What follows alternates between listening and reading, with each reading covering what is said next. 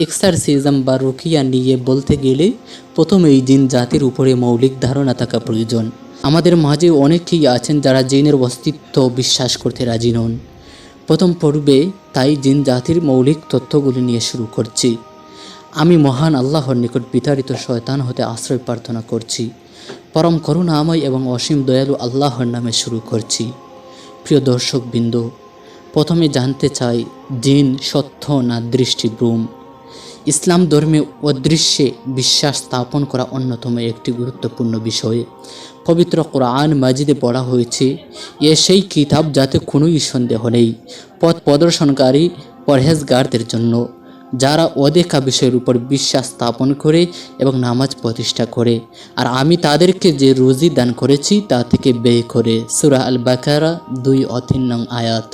বুঝতেই পারছেন, অদেখা বিষয় বা অদৃশ্যে বিশ্বাস করা প্রত্যেক মুসলিমের উপর ফরজ বা বাধ্যতামূলক। জিন এই অদৃশ্য বিষয়গুলোর মধ্যে একটি।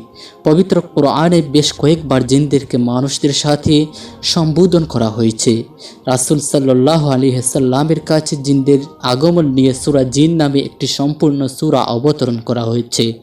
জিনদের অস্তিত্ব নিয়ে যারা সন্দিহান তাদের জন্য আমি পবিত্র কোরআন মাজিদ থেকে কয়েকটি আয়াত নিচে উল্লেখ করছি।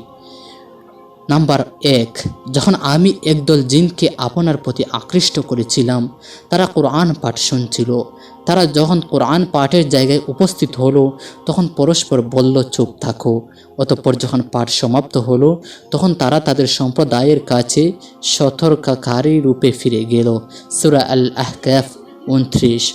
দ্বিতীয় আয়াত, হে জিন ও মানব সম্প্রদায়, তোমাদের কাছে কি তোমাদের মধ্য থেকে পয়গম্বরগণ আগমন করেনি, যারা তোমাদেরকে আমার বিধানাবলী বর্ণনা করতেন এবং তোমাদেরকে আজকের দিনের সাক্ষাতের ভীতি প্রদর্শন করতেন?